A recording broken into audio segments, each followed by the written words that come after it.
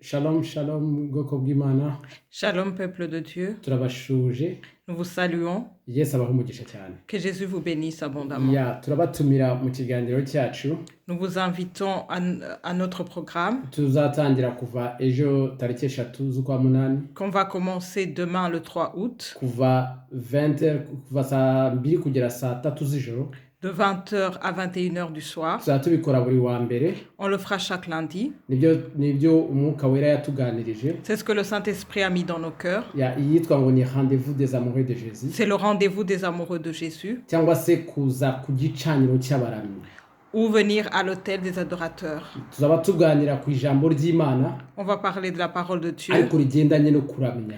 en rapport avec l'adoration. Kuko umwuka wera yatuzamuyemo ko Parce que le Saint-Esprit a mis en nous icyo Imana cyangwa se cy'umuntu yatakaje hagati ye n'Imana que ce que l'homme a perdu, ce qui était entre Dieu et l'homme, ni ubusabane n'Imana. ce que l'homme a perdu donc, c'est la communion entre lui et Kandi Dieu. kugira ngo tujye muri ubwo busabane n'Imana Pour qu'on puisse entrer véritablement dans cette communion avec Dieu, tugomba guhinduka abaramyi. nous devons devenir des adorateurs. Yesu ashimwe cyane. Que Jésus soit Tuzajya loué. duhura rero tugirane ibyo bihe.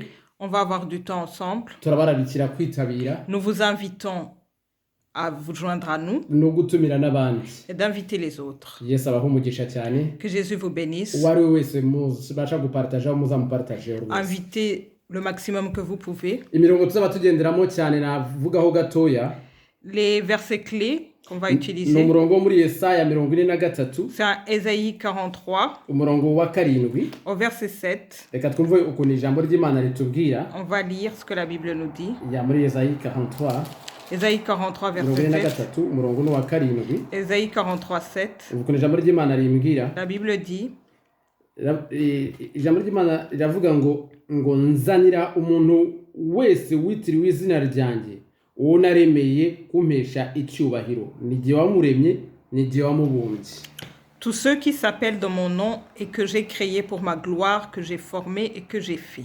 Mu yandi magambo umuntu wese witiriwe izina ryanjye. En d'autres mots, toute personne qui s'appelle de mon Mu nom, yandi magambo buri muntu icyo Imana yaturemeye ni ukugira ngo tuyiheshe icyubahiro gusa. Dieu nous a créés pour sa gloire. Imana rero irashaka ba bandi yaremeye icyubahiro cyayo. Dieu cherche des gens qu'il a créés pour sa gloire. Irashaka ba bandi yaremye kugira ngo bayihe icyubahiro. Il cherche ceux qu'il a créés pour sa gloire. Yesu aravuga muri Yohana 4 Jésus dit en Jean 4, numva n'umurongo wa 23 au verset 23, ko igihe ari iki ngiki ndetse gisohoye. que le moment c'est celui-là et qu'il est arrivé. Mu yandi magambo ni igihe yari agiye kujya kutwinjizamo. C'est le moment où il voulait nous faire entrer. Yesu ashimwe cyane. Uvuga ukuntu atubwira. La Bible dit, Aravuga ngo ariko igihe kirasohoye, ngo ariko igihe kiraje ndetse kirasohoye ubwo abasenga by'ukuri basengera Data mu kuri no mu mwuka, kuko Data ashaka ko abo ari bo uko ariko bamusenga cyangwa bari bo bamusenga.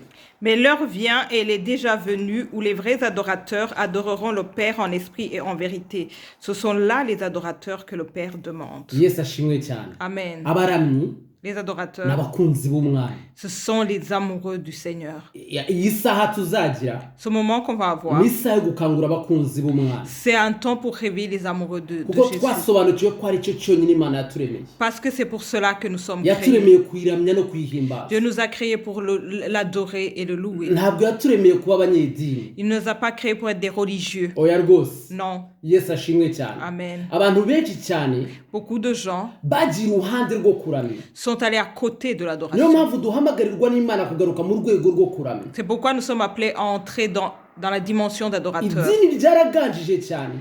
La religion a pris beaucoup de place Rirangije riba mu mitima, et elle s'est installée dans les cœurs. bituma abantu hari mu rwego rwo kuramya batageramo. Et cela a éloigné les gens de l'adoration. Abakunzi b'umwami Yesu rero Les amoureux de Jésus binjizwa mu kuramya. entrent dans la dimension d'adorateur. Ijambo ry'Imana ritubwira mu byakozwe n'intumwa 15 La Bible dit dans Acte 15 batubwira uburyo itorero comment l'Église ryinjiwemo n'abandi bantu baje kubabwira ko niba badakebwe a été infiltrée par des gens qui leur imposaient la circoncision.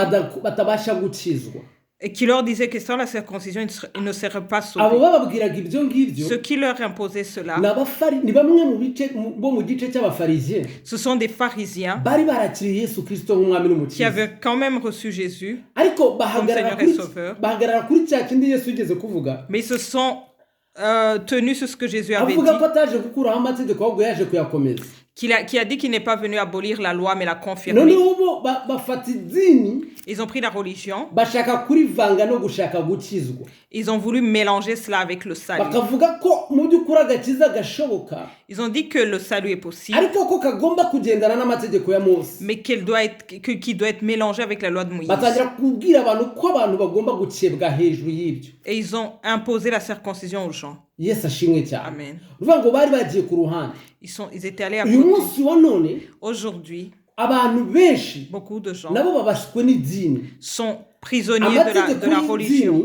Les lois de la religion abasha gutuma umuntu atinjira mu rwego rw'abaramyi, empêchent les gens d'entrer dans la kandi dimension Imana d'adorateur. iratwifuza mu rwego Et rw'abaramyi, Dieu nous cherche en tant kandi ntushobora qu'adorateur. kuzaba umuramyi utagize gute utabanje gutindana n'umwami, utakunze umwami. Tu ne peux pas être un vrai adorateur si tu n'as pas passé assez de temps avec le Seigneur. Yesu ashimwe cyane. Amen. rero iyi saha tuzamarana Ce temps qu'on va passer, azaba ari isaha yo kuganira ijambo ry'Imana, on va partager la parole de Dieu. azaba ari isaha yo kuganira dusangira ubuhamya bwacu, On va partager nos témoignages. azaba ari isaha yo gusenga, On va prier. azaba ari isaha yo kwegera no gushaka umutima w'Imana. On va chercher la face de Dieu. kuko